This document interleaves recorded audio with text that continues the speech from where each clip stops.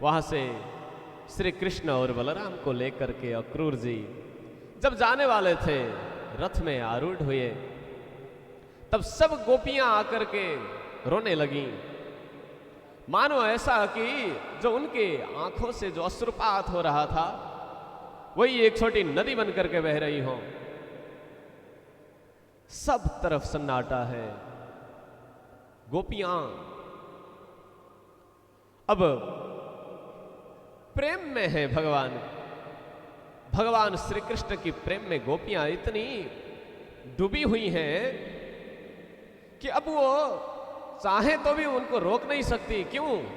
क्योंकि प्रेमी का अनुकूल बनना ये प्रेम करने का ये लक्षण है। देखिए, जिसको हम चाहें उनके विपरीत न चले, ये प्रेम है। प्रेम में होता है कि सिर्फ देना, कुछ नहीं लेना हमें, बस, और उनके साथ में हमेशा तड़पन बने रहना, उसकी प्राप्ति की तड़पन।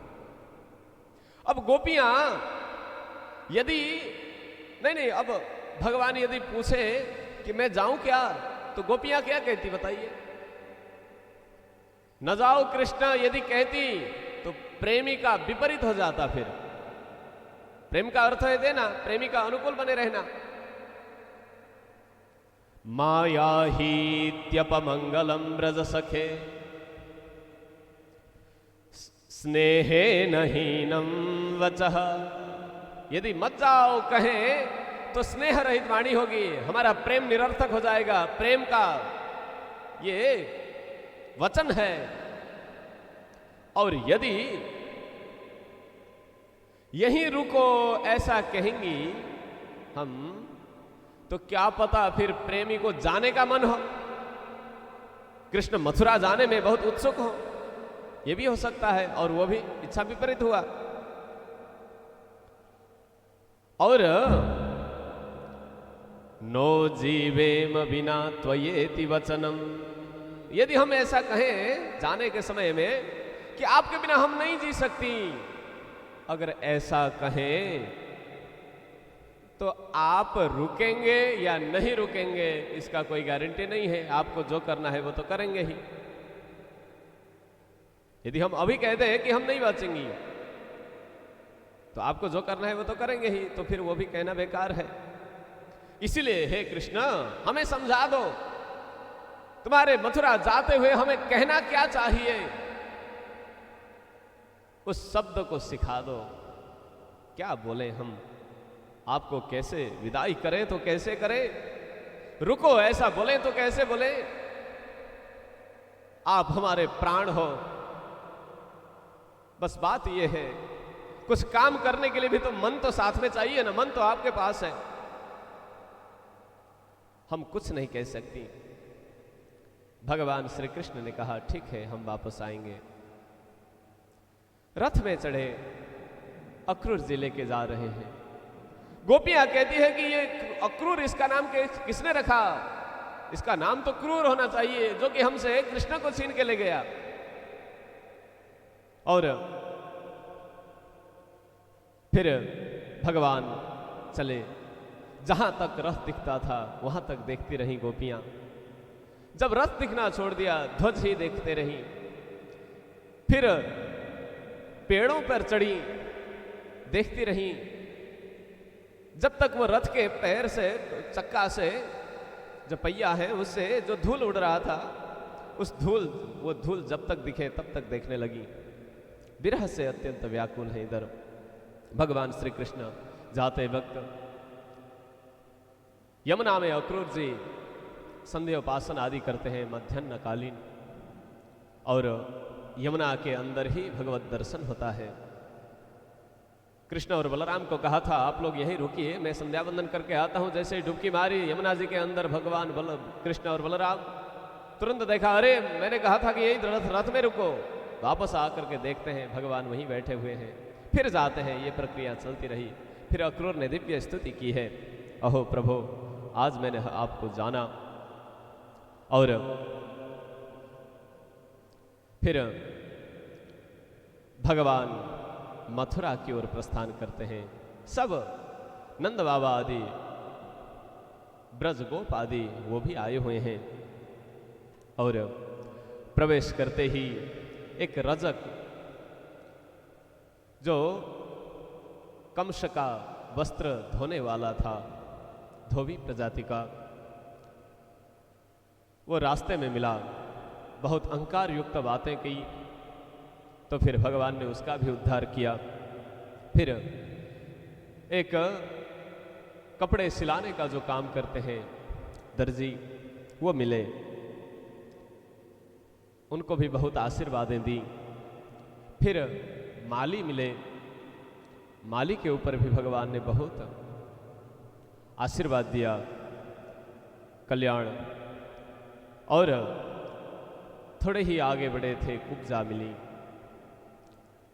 सौरंध्री जो कमश को चंदन आदि घिस करके लेपन करने का काम करती थी,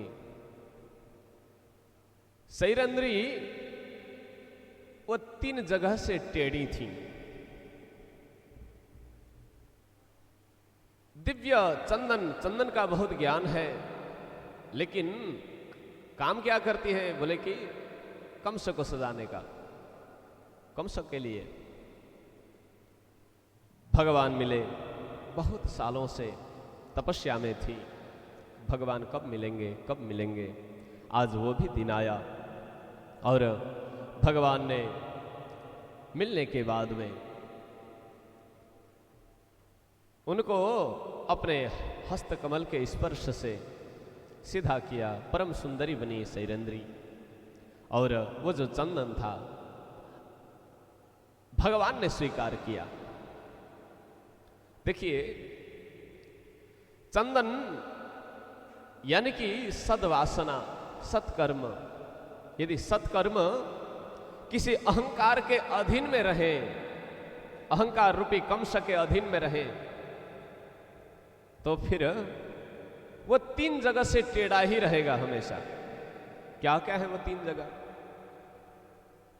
सत्व, रज, तम, काम, क्रोध, लोभ, ये सब बना रहेगा। लेकिन जैसे ही भगवान मिले तो तुरंत सीधा हुई, परम सुंदरी बनी, दिव्य ऐश्वर्य मिला, भगवत प्राप्ति हुई। सैरंध्री बहुत खुशी हुई, भगवान ने बहुत अच्छा काम किया। और अब धीरे धीरे और मथुरा के अंदर प्रवेश करते जा रहे हैं भगवान। धनुष यज्ञ जहां किया जा रहा था, वहां पहुंचे तो जाते जाते अंदर पहुंचे, यज्ञ किया जा रहा था, धनुष को उठाने की कोशिश की, बोले कि नहीं नहीं, तुम बच्चों से नहीं होगा, ये छोड़ो। भगवान ने भी तुरंत स्पर्श करते ही धनुष उठ खड़ा हुआ, हाथ में ऐसा मानो कि तुरंत धनुष खुद ही भगवान के हाथ में आया। भगवान ने फिर उस धनुष को भी तोड़ा, धड़ाम से ध्वनि निकला, और वो ध्वनि कमश का कर्ण भेद करते हुए गर्जना किया। कमश के अंदर अब भीति बढ़ती गई, जो कृष्ण से डरता रहा था अभी तक, अब ये जो धनुष भी तोड़ा है, और जो इस धनुष को तोड़ेगा वो हमें कैसे छोड़ेगा। कमश और डरा हुआ है। उसने तुरंत एक हाथी को भेजा, कुबलया पीड़ नामक एक हाथी, जिसमें 10,000 हाथियों का बल था। उस हाथी को उन्मत्त करके, ऐसे ही तालीम दे करके आगे रखा हुआ था। रास्ते में भगवान श्री कृष्ण और बलराम जैसे ही जा रहे थे, हाथी को उनके पीछे लगा दिया, युद्ध हुआ। हाथी को भी भगवान ने मारा। उसकी जो दाढ़ें थी 2, एक एक दाऊ और कृष्ण ने उखाड़ा, और वही कंधे पर लेकर के चलते हुए जा रहे हैं अब मामा जी को भेंट करने के लिए। जैसे ही भगवान मल्लशाला जो है रंगमंच, दर्शक सब आए हुए हैं, उनको कोई पता ही नहीं है ये क्या किया जा रहा है। हो सकता है ये मनोरंजन का दृश्य दिखाया जा रहा हो। सब लोग पहुंचे हैं, इधर से कुछ नंद बाबा आदि भी पहुंचे हुए हैं, देवकी वसुदेव भी वहीं हैं बंदी में, सब देख रहे हैं दृश्य को। जैसे ही कृष्ण और बलराम जा रहे हैं, जाते जाते सबके दृष्टि में 9 प्रकार के ही रस निकले। कोई अपना पुत्र वात्सल्यता के हिसाब से देख रहा है, कोई ये तो परम सूरवीर है इस दृष्टि से देख रहा है, कंस को साक्षात काल ही आया हुआ है इस भाव से कंस देख रहा है, और वसुदेव देवकी अपने ही पुत्र वात्सल्यता, हमारा पुत्र, हमारा शिशु, हमारा बालक इस दृष्टि से देख रहे हैं। गोपों को ये हमारा अपना जन है इस भाव से वो देख रहे हैं। और जैसे ही अंदर प्रवेश किया, सल तोशल मुष्टिक चाणूर, ये परम शक्तिशाली महावीर, अत्यंत क्रूर स्वभाव वाले कंस ने रखा हुआ था मल्ल युद्ध के लिए, तुरंत आह्वान किया युद्ध के लिए। तब सबने विरोध किया। जब युद्ध होता है तो समान बल वाले से होता है, समान शरीर वाले से होता है। ये गलत है, ये न्याय संगत नहीं है।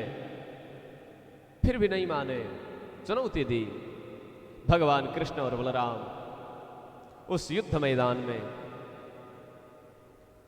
और क्रीड़ा क्रीड़ा में, खेल खेल में सल तोशल को मार दिया और मुष्टिक और चांडूर को भी मार दिया। इन दोनों को मारते ही अब कंस,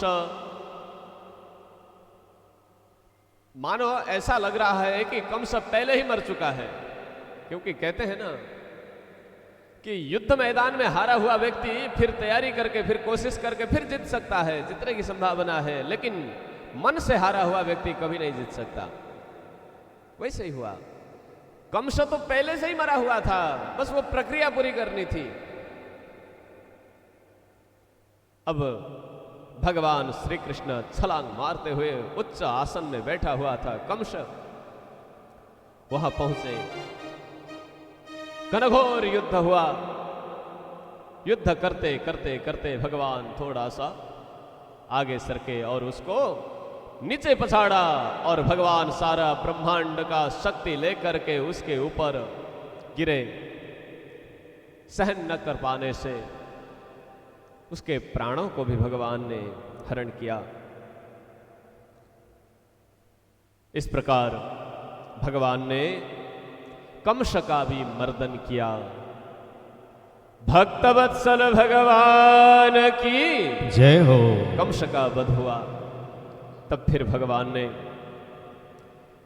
जो बंधन में थे, बंधन में देवकी और वसुदेव, उन दोनों को बंधन मुक्त किया और फिर उग्रसेन को बंदी मुक्त करके फिर राज्य पद दिया। भगवान वहीं मथुरा में रहने लगे।